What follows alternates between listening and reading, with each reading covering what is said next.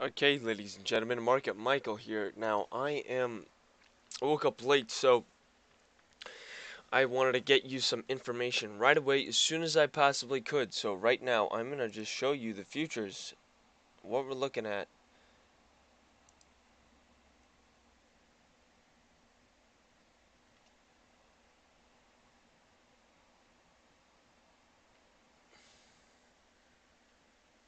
Okay,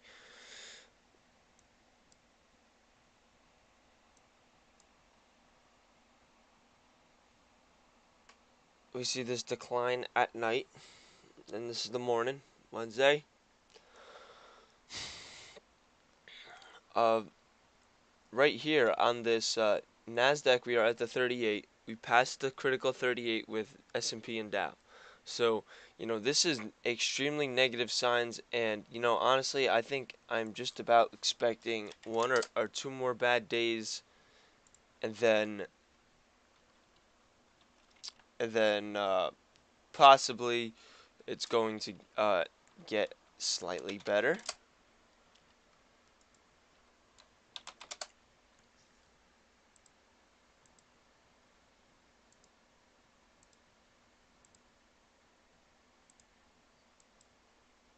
Okay, look here. That's still 2 days of, that's like 2 or 3 days of bad selling. We're gonna hit this completely underbought level, and we're going down, guys. That's what I'm expecting.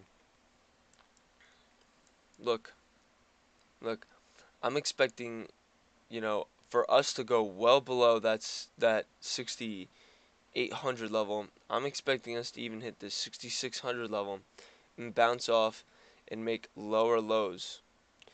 At that point, we'll be slightly, we'll be just in the heat of battle, and it'll be volatile, and it'll want to work its way up, and you know, and then we'll start to work its way up.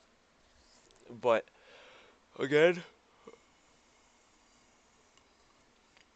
again, you know, it might not even do that. It might just completely tank, guys. It might go well below that 6,600 level. That's what I'm seeing. What did I do? How did I just get rid of level 2? How did I do that?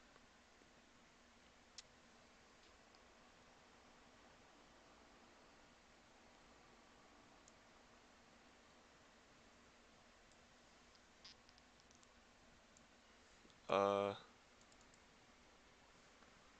there you go. I fixed it somehow.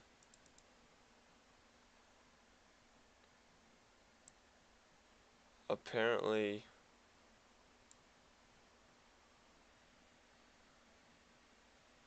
it worked fine on the other screen. Oh god, what the fuck's going on now? I don't even have a...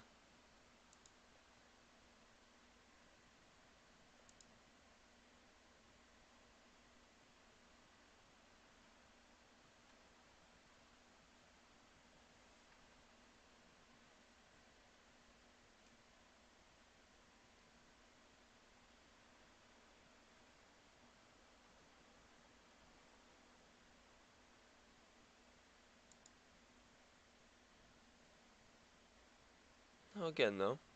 What?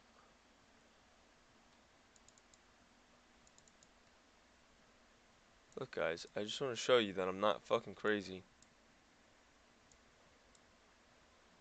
Look, see it's got the level 2, so it has to do with...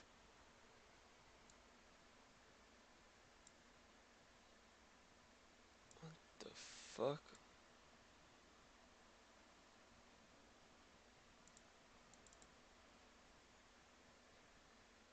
No! Aha, maybe it needs to be... There you go.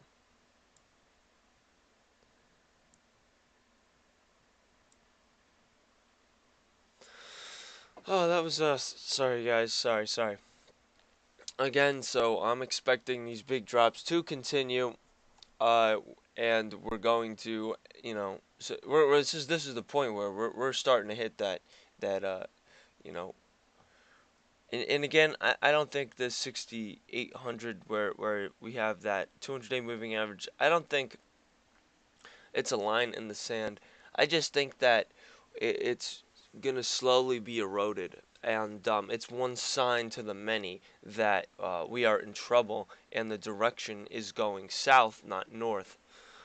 With all that being said, guys, let's move on to the financial news. So we got NBA mortgage index, actually down substantially.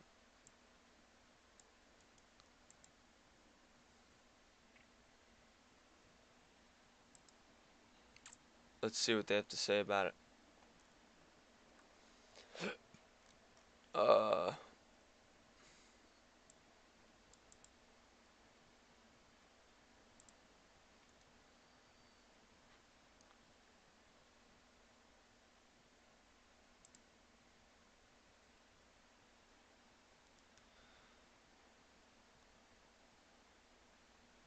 Decreased 0.2%, following a 4.9% rise in previous data. I'm pretty sure it's weekly data. Uh, Refinance apps declined 0.3%, and apps to purchase a home were unchanged. The average 30-year fixed mortgage rate rose to 4.7% from 4.66, reaching the highest level since 2013. Mortgage apps in the United States averaged 0.45% from '07 to '18, reaching an all-time high of 49% in January of 2015 and a record low of negative 38% in January '09. So,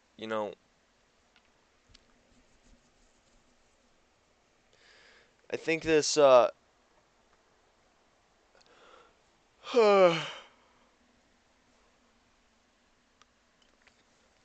is interesting because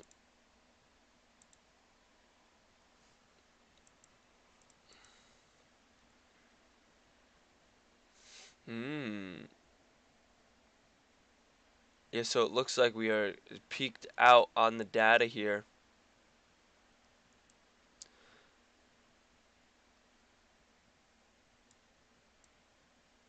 Like so, we've seen quarter over quarter declines for housing starts, which is the real economic indicator.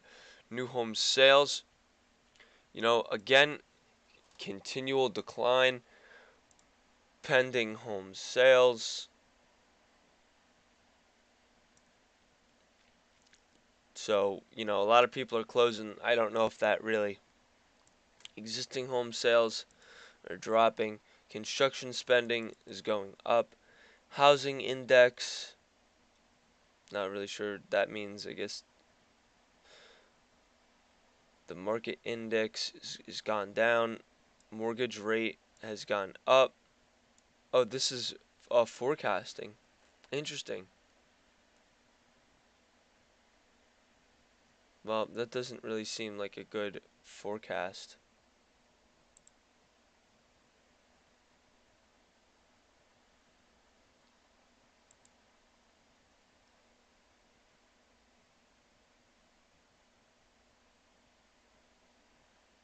Well, the trend from 2017 is slightly up, but we've established a double top here in the trend. So, this is likely to start to pick up in pace. Now, let's get rid of this garbage. Okay, guys, we got crude invents, so we'll probably be expecting more more lack in supply. These invents are drying up. That's going to increase the price. We saw a decrease in the what's it called, the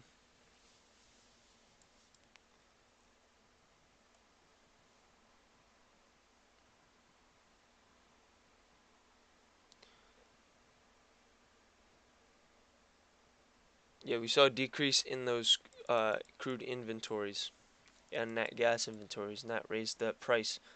Let's go ahead, look to see what oil and gas is doing.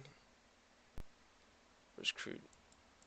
Crude has gone down slightly, and is probably going to continue to go down unless we end up getting some support.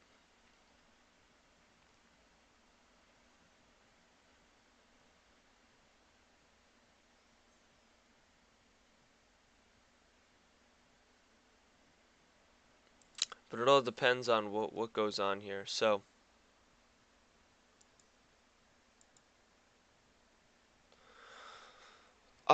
Jesus Christ.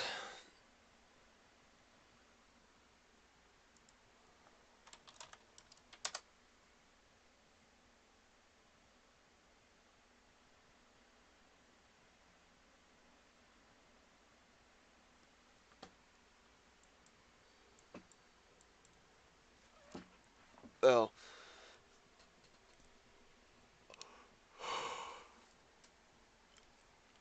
guys, on a yearly chart, this 10-year bond yield seems to seems to have peaked out.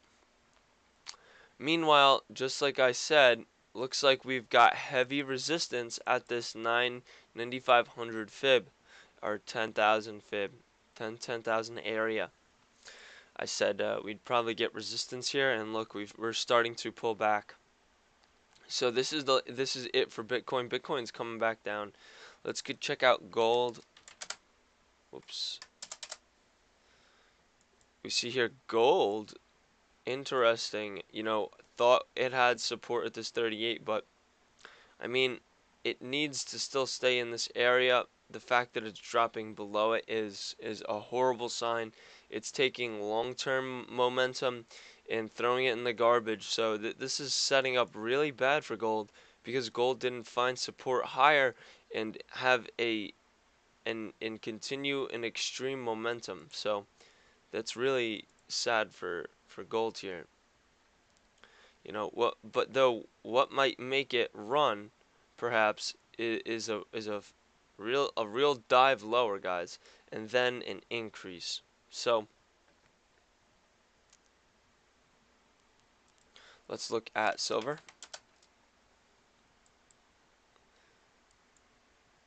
Silver declining heavily.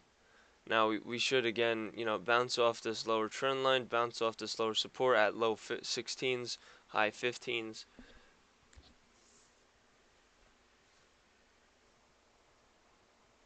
And yeah, that's really pretty much it, guys.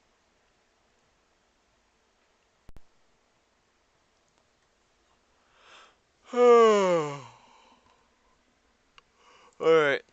So what else? What other economic information is there today? Is the crude invents pretty slow at 10, so we don't have to really worry about it. Tomorrow, there'll be a extreme amount of things coming out at 8:30. Durable goods is one of it is very important here on the list. It's a red out of the rest, and then we get that GDP information. From I think GDP now possibly for Q1. Um, we're expected 2% gain for over two prior 2% 2.1%. I can't talk. I need my coffee, guys. So that's that, and I'll talk to you in a little bit, probably around 8:30. Just wanted to get a video out right now. And with that being said, you know, I will see you later. Thank you very much. Take care.